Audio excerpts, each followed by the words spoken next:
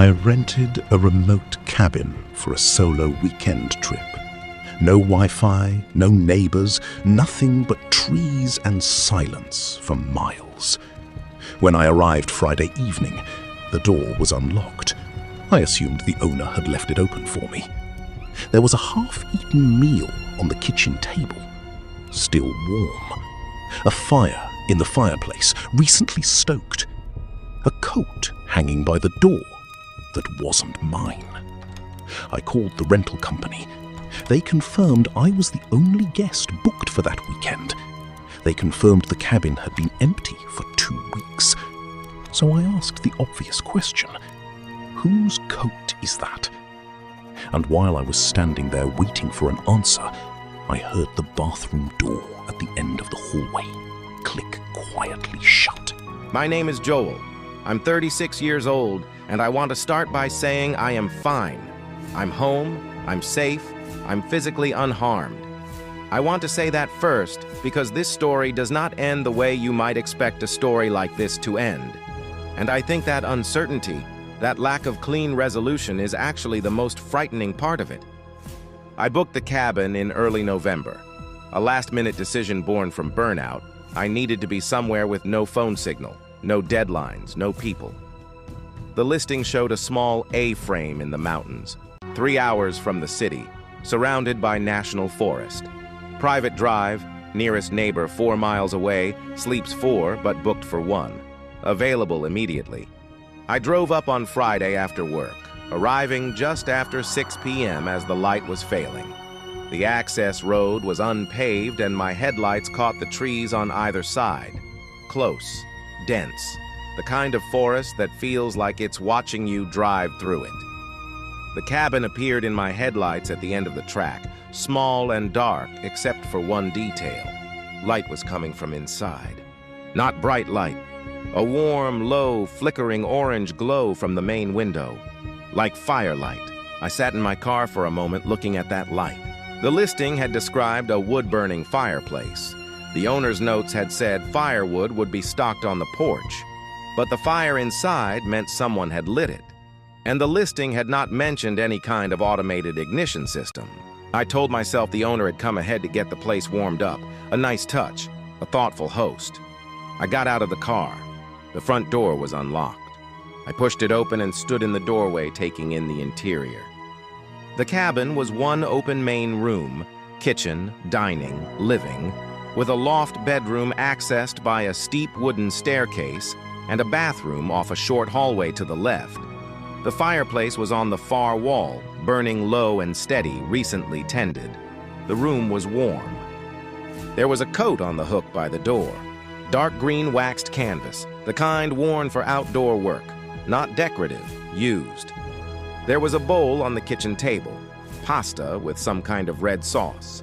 Half-eaten, set aside rather than finished, the spoon still resting in the bowl. I crossed to it and held my hand close to the surface without touching. Still warm.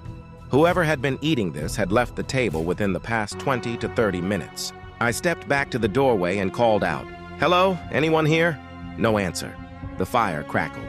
The cabin settled quietly around me. I called the rental company. The person who answered was a young woman who pulled up my booking while I described what I was seeing. She confirmed my reservation.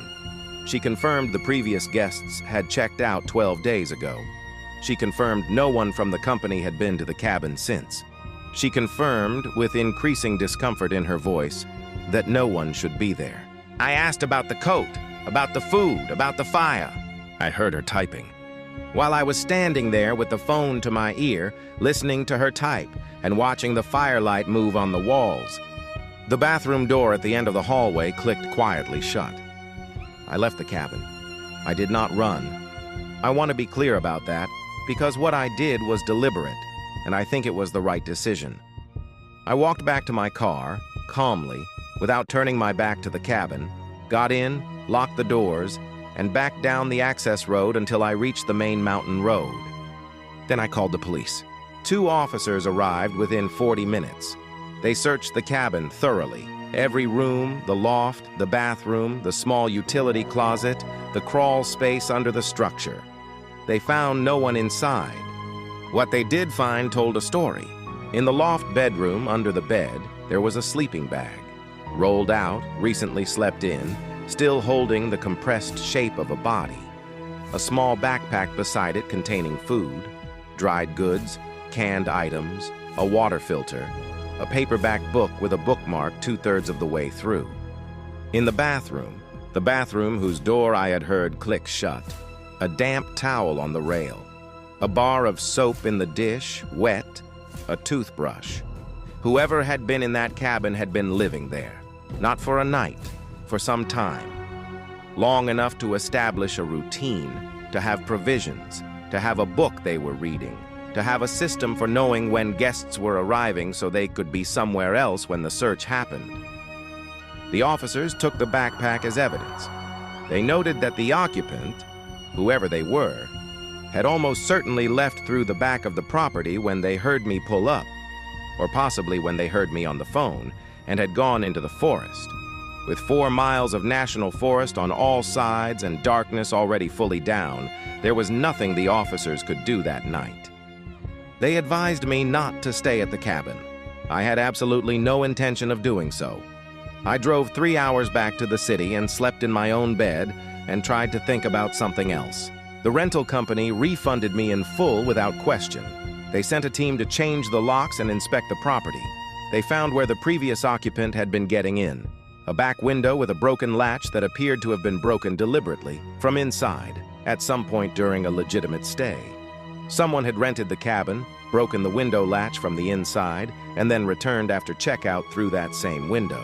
How many times they had returned and for how long was impossible to determine. The police investigation turned up one more detail that I have thought about every day since.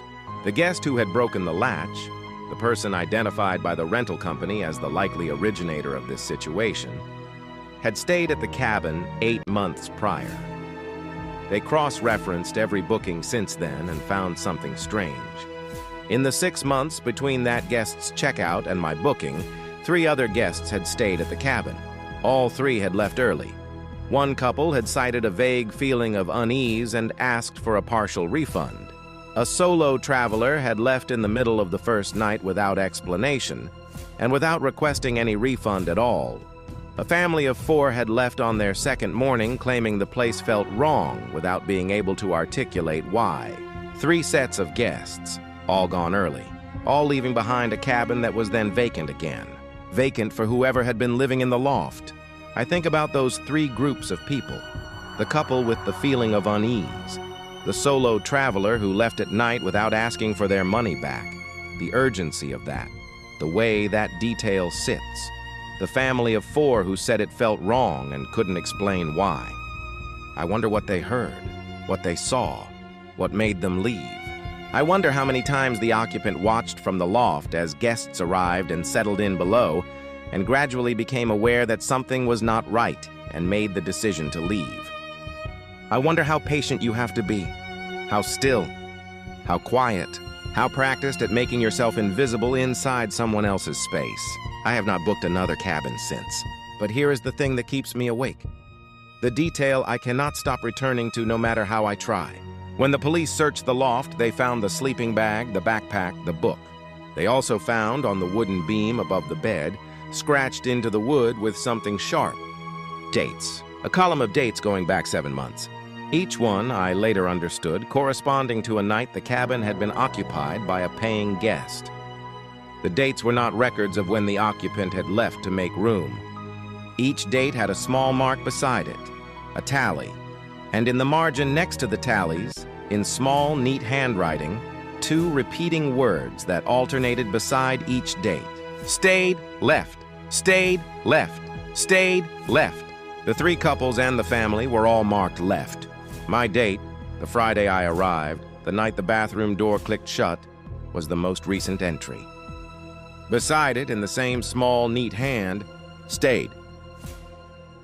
The next time you rent somewhere remote, check under the bed, check the loft, and listen very carefully for doors that close on their own.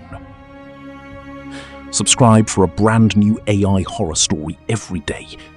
Comment below, would you have stayed or left the saw that coat.